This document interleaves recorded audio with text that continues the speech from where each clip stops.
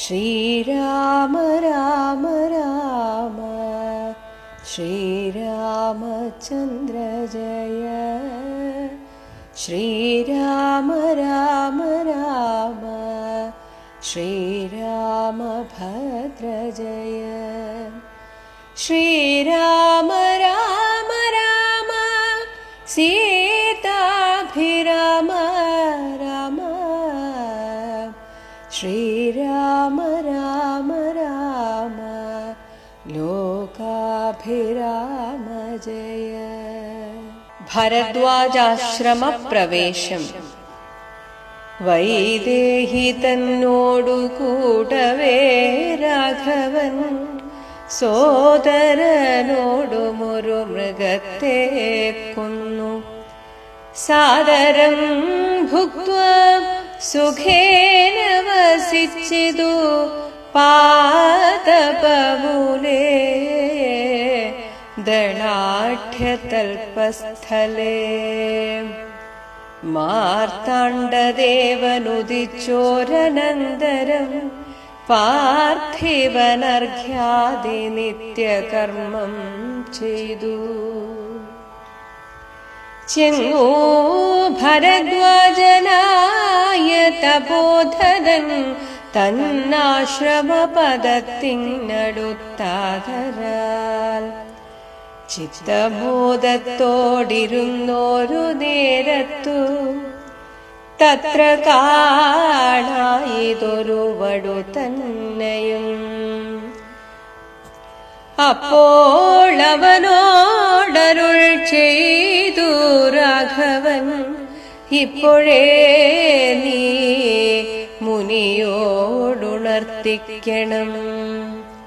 രാമൻ ദശരഥനന്ദനനുണ്ടു തൻ ഭാമിനിയോടും അനുജനോടും വന്നു.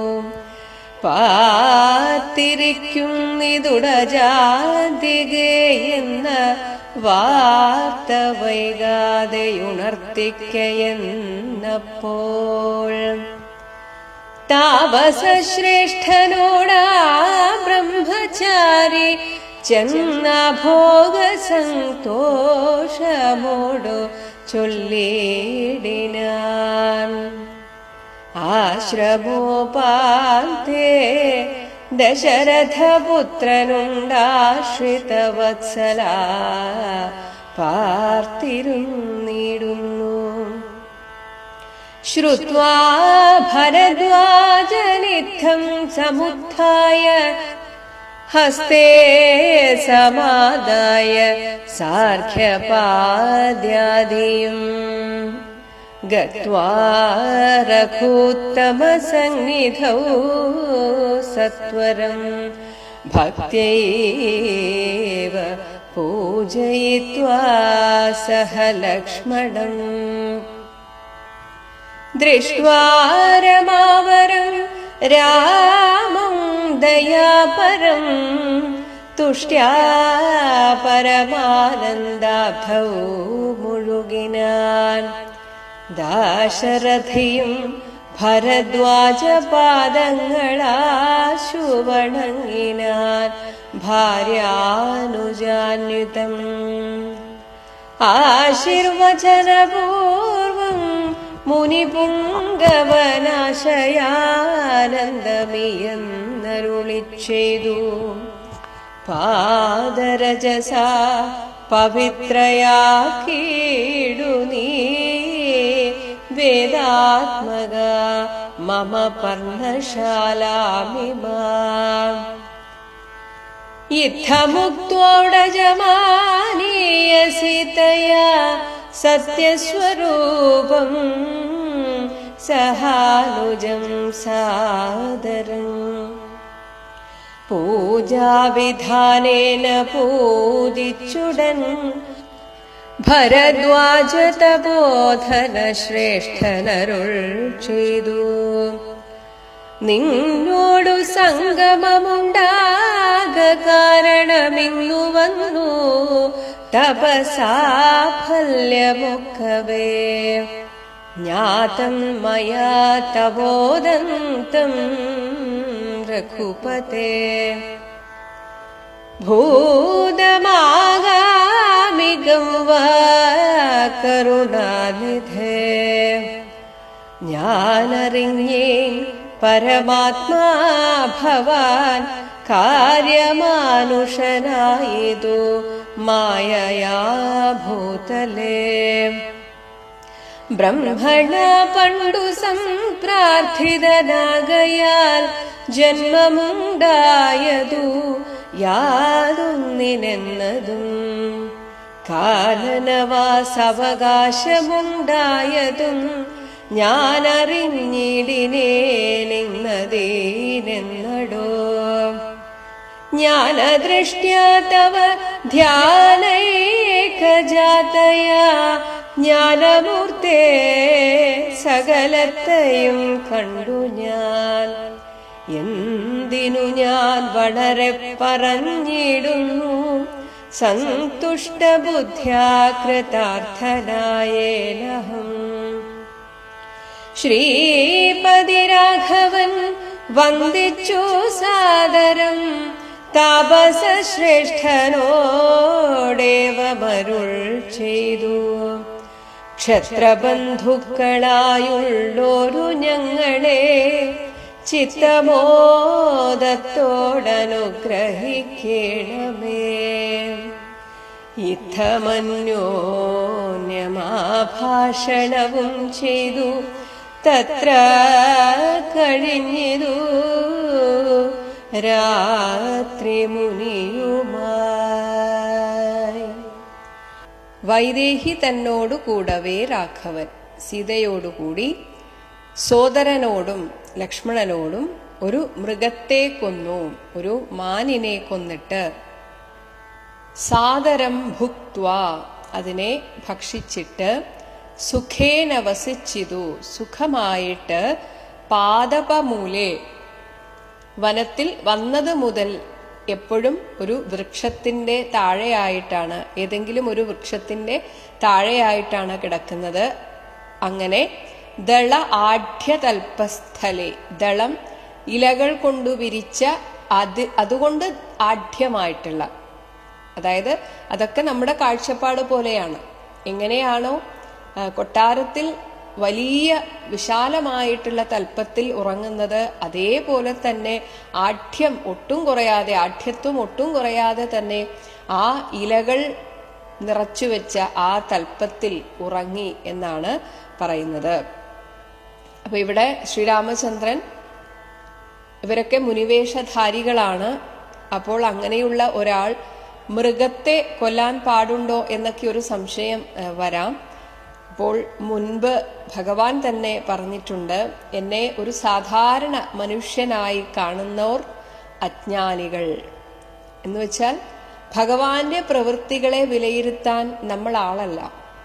ഭഗവാൻ എന്തിനത് ചെയ്തു എന്ന് ഭഗവാന് മാത്രം അറിയാവുന്ന ഒരു രഹസ്യമാണ്. അപ്പൊ അതുകൊണ്ട് അവിടെ അതിനെക്കുറിച്ച് ചിന്തിക്കേണ്ട ആവശ്യം നമുക്ക് ഇല്ല. ഒരു സമുദ്രത്തെ അളക്കാൻ ഒരു കുമിളക്ക് അർഹതയില്ല എന്നതുപോലെ തന്നെയാണ് ഭഗവാന്റെ പ്രവൃത്തികളെ അളന്ന് തിട്ടപ്പെടുത്താനും അതിനെ വിമർശിക്കാനൊന്നും നമ്മൾ ആയിട്ടില്ല. അപ്പോൾ ഭഗവാൻ ചെയ്യുന്നതിന് എല്ലാറ്റിനും ഓരോ കാരണമുണ്ടായിരിക്കും. ഇതുവരെ അതിനൊരു കാരണം എവിടെയും വായിച്ച് കേട്ടിട്ടില്ലാത്തത് കൊണ്ട് എനിക്കും അതിനെക്കുറിച്ച് പ്രത്യേകിച്ചൊരു വിശദീകരണം നൽകാൻ ഇല്ല.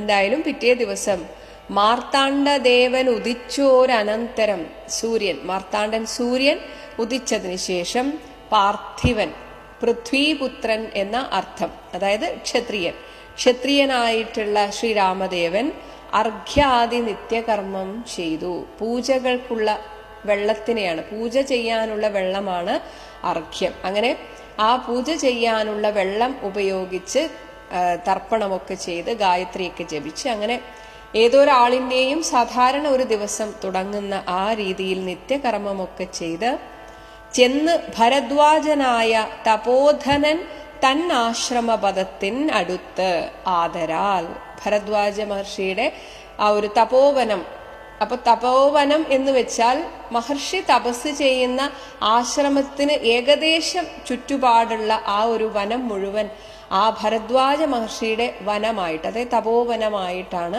പറയപ്പെടുന്നത്. അപ്പൊ ഏകദേശം അതിന്റെ അടുത്ത് ചെന്നു.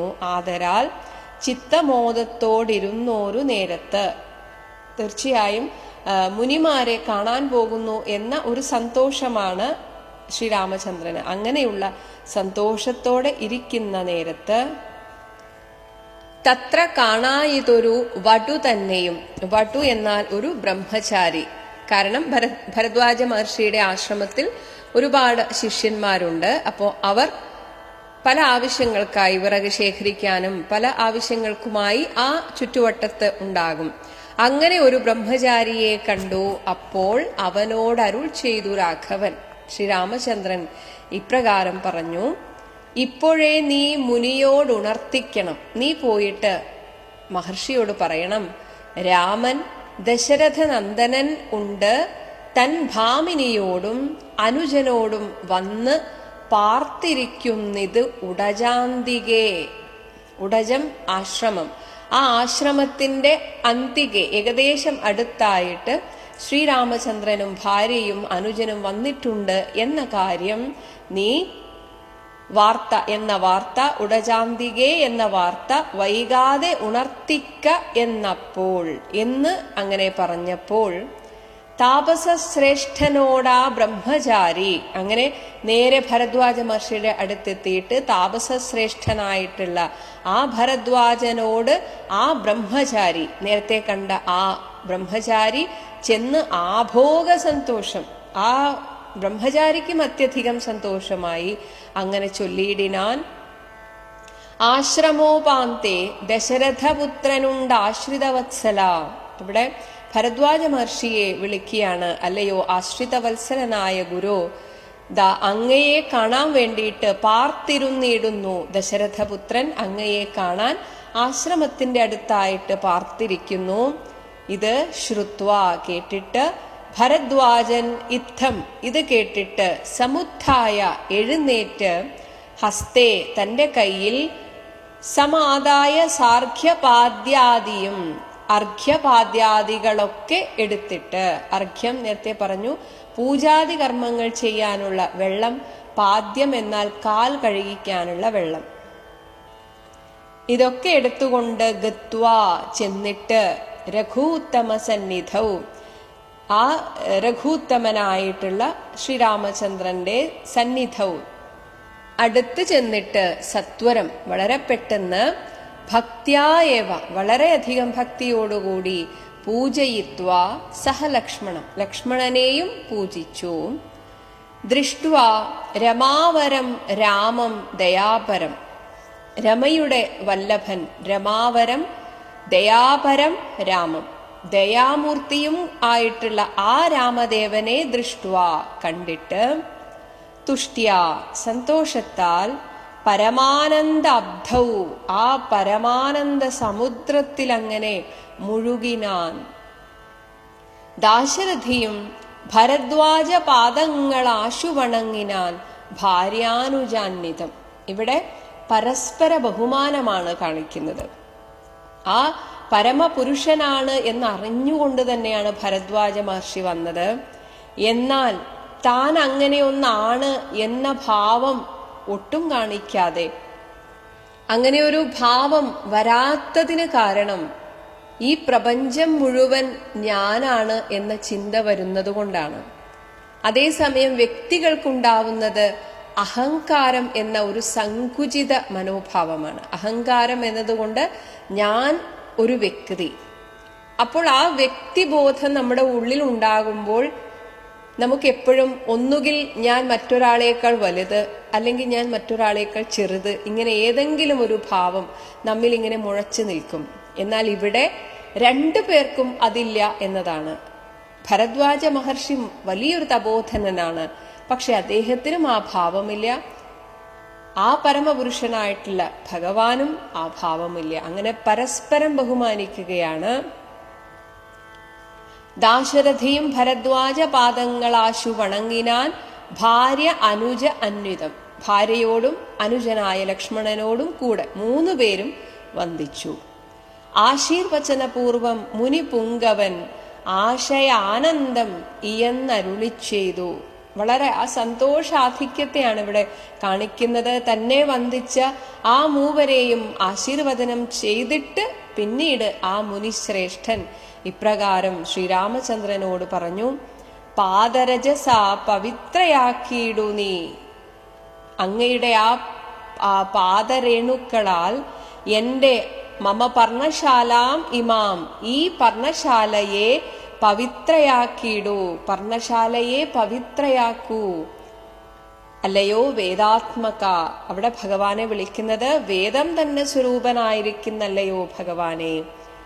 ഇത്തമുക്ത്വ ഉടജം ആനീയ, ആശ്രമത്തിലേക്ക് ആനയിച്ച് കൊണ്ടുവന്നിട്ട് സീതയോടും സഹ അനുജനായ ലക്ഷ്മണനോടും കൂടെ സാദരം സത്യസ്വരൂപനായിട്ടുള്ള ആ ഭഗവാനെ സാദരം പൂജാവിധാനേന പൂജിച്ച് ഉടൻ, പൂജാതി കർമ്മങ്ങളാൽ ഭഗവാനെ പൂജിച്ച് ഉടൻ ഭരദ്വാജ തപോധന ശ്രേഷ്ഠൻ ഇപ്രകാരം അരുളി ചെയ്തു. നിന്നോട് സംഗമമുണ്ടാക കാരണം ഇന്നു വന്നു തപസ്സാഫല്യമൊക്കവേ. ഇവിടെ മുനിമാരൊക്കെ തപസ് ചെയ്യുന്നത് ആ പരമാർത്ഥത്തെ സാക്ഷാത്കരിക്കാനാണ്. ആ സാക്ഷാത് സ്വരൂപമാണ് ഇവിടെ മുന്നിൽ വന്നിരിക്കുന്നത്. അപ്പോൾ തീർച്ചയായും അത് തപസ്സിന്റെ ഒരു സാഫല്യം തന്നെയാണ്. അങ്ങനെ തപസ്സാഫല്യമൊക്കവേ വന്നുവല്ലോ. എന്നിട്ട് പറയുകയാണ്, ജ്ഞാതം മയാ ജ്ഞാതം, എന്നാൽ എല്ലാം അറിയപ്പെട്ടിരിക്കുന്നു. എന്ത്? തവ ഉദന്തം, അങ്ങയുടെ എല്ലാ വർത്തമാനങ്ങളും, ഇപ്പോൾ ഈ അടുത്ത് നടന്ന എല്ലാ കാര്യങ്ങളും രഘുപതേ എന്നാൽ അറിയപ്പെട്ടിരിക്കുന്നു. ഭൂതം ആഗാമികം വാ കരുണാനിധേ, ഇപ്പോൾ നടന്നുകൊണ്ടിരിക്കുന്ന ഈ വർത്തമാനം മാത്രമല്ല, ഭൂതം, അങ്ങ് ഈ ഭൂമിയിലേക്ക് വരുന്നതിന് മുൻപ് എന്താണ് സംഭവിച്ചത്, ഇനി ആഗാമികം, ഇനി വരാനിരിക്കുന്നത് എന്തൊക്കെയാണ്, വാ ഇതൊക്കെ എനിക്കറിയാം ഭഗവാനെ. ഞാൻ അറിഞ്ഞേൻ പരമാത്മാ ഭവാൻ കാര്യമാനുഷനായതു മായയാ ഭൂതലേ. അങ്ങ് ഒരു കാര്യമായിട്ട് വന്നിരിക്കുകയാണ്. അങ്ങ് യഥാർത്ഥത്തിൽ കാരണസ്വരൂപനാണ്. പക്ഷേ അങ്ങ് സ്വയം ഒരു കാര്യമായിട്ട് ഒന്നിൽ നിന്ന് മറ്റൊന്ന് വന്നിരിക്കുന്നു എന്നർത്ഥത്തിലാണ്. കാര്യസ്വരൂപനായിട്ട്, കാര്യമാനുഷനായതു മായയാ ഭൂതലേ, ആ മായാസ്വരൂപനായിട്ട് അങ്ങ് വന്നുവല്ലോ. ബ്രഹ്മണ പണ്ട് സംപ്രാർത്ഥിതനാകയാൽ, ബ്രഹ്മാവിനാൽ അങ്ങ് പ്രാർത്ഥിക്കപ്പെട്ടു. അതിനാൽ ജന്മമുണ്ടായതു യാതൊന്നിനെന്നതും, അങ്ങ് എന്തിനാണ് ഇവിടെ ഇങ്ങനെ ഒരു ജന്മമെടുത്ത് വന്നത് എന്നതും, കാനനവാസ അവകാശമുണ്ടായതും, അങ്ങേക്ക് ഈ ഒരു കാനനവാസം എന്തുകൊണ്ടുണ്ടായി എന്നതും, ഞാൻ അറിഞ്ഞിടിനേൻ ഇന്നതിനെന്നടോ. ഇന്നതിനെന്ന് വെച്ചാൽ ഇന്ന കാര്യത്തിന് വേണ്ടിയിട്ടാണ്, ഇന്ന ലക്ഷ്യത്തിന് വേണ്ടിയിട്ടാണ് അങ്ങ് ഇതൊക്കെ ചെയ്തത് എന്ന്, ഇപ്പോഴും ചെയ്തുകൊണ്ടിരിക്കുന്നത് എന്ന് എനിക്കറിയാം ഭഗവാനെ. എങ്ങനെ അറിയാം? ജ്ഞാനദൃഷ്ടിയാ, എന്റെ ജ്ഞാനദൃഷ്ടി കൊണ്ട് ഞാൻ അറിഞ്ഞിരിക്കുന്നു. തവ ധ്യാനൈകജാതയ, അങ്ങയെ തന്നെ ധ്യാനിച്ചുകൊണ്ടാണ് ഞാൻ തപസ്സനുഷ്ഠിക്കുന്നത്. അങ്ങനെയുള്ള ജ്ഞാനദൃഷ്ടിയാ ജ്ഞാനമൂർത്തേ സകലത്തെയും കണ്ടു ഞാൻ. അല്ലയോ ജ്ഞാനമൂർത്തേ, ജ്ഞാനം തന്നെ മൂർത്തിയായിട്ടിരിക്കുന്ന ഭഗവാനെ, എല്ലാം അങ്ങയുടെ അനുഗ്രഹത്താൽ എനിക്കെല്ലാം അറിയാൻ സാധിച്ചിരിക്കുന്നു. എന്തിന് ഞാൻ വളരെ പറഞ്ഞിടുന്നു? എല്ലാം അറിയുന്ന അങ്ങയോട് ഞാനിതൊന്നും പറഞ്ഞു തരേണ്ട ആവശ്യമില്ല. സന്തുഷ്ടബുദ്ധിയ, എന്തായാലും അങ്ങയെ കണ്ടതിനാൽ ആ സന്തോഷത്താൽ കൃതാർത്ഥനായേനഹം, ഞാൻ വളരെയധികം സന്തുഷ്ടനായിരിക്കുന്നു. ശ്രീപതി രാഘവൻ വന്ദിച്ചു സാദരം താപസശ്രേഷ്ഠനോടേവം അരുൾ ചെയ്തു. എന്നാൽ താൻ ഇത്രമാത്രം പൂജിക്കപ്പെട്ട സ്ഥിതിക്ക് ആ ഒരു രീതിയിൽ എന്നാൽ പിന്നെ വരൂ നമുക്ക് അങ്ങോട്ടേക്ക് പോകാം എന്ന രീതിയിലല്ല, വീണ്ടും അവിടെ വിനയാന്വിതനായിട്ട് ശ്രീരാമചന്ദ്രൻ പറയുകയാണ്, ക്ഷത്രബന്ധുക്കളായുള്ളോരു ഞങ്ങളെ ചിത്തമോദത്തോട് അനുഗ്രഹിക്കണമേ. ഞങ്ങൾ ക്ഷത്രബന്ധുക്കൾ എന്നാൽ ക്ഷത്രിയ വംശത്തിൽ പിറന്നവരാണ്. അങ്ങനെയുള്ള ഞങ്ങളെ താപസശ്രേഷ്ഠനായിട്ടുള്ള അങ്ങ് എന്ന് വെച്ചാൽ എന്തുകൊണ്ടും ക്ഷത്രിയന്മാരെക്കാളും ഒരു പടി മുന്നിലാണ് താപസശ്രേഷ്ഠൻ. അപ്പോൾ ഇവിടെ ഈ ശരീരം സ്വീകരിച്ച സ്ഥിതിക്ക്, ക്ഷത്രിയ ശരീരം സ്വീകരിച്ച സ്ഥിതിക്ക് ഞാൻ അങ്ങയേക്കാളും താഴ്ന്നവനാണ്. അതുകൊണ്ട് എന്നെ ചിത്തമോദത്തോട് അനുഗ്രഹിക്കണമേ. ഇത്തമന്യോന്യ ഭാഷണവും ചെയ്ത് തത്ര കഴിഞ്ഞിതു രാത്രി മുനിയുമായി. അങ്ങനെ ഓരോരോ സംഭാഷണങ്ങളൊക്കെ ചെയ്തിട്ട് മുനിയുമായിട്ട് പല കാര്യങ്ങളും ചർച്ച ചെയ്ത് ആ രാത്രി അവിടെ അങ്ങനെ കഴിച്ചുകൂട്ടി. ഓം ശ്രീ രാമചന്ദ്രായ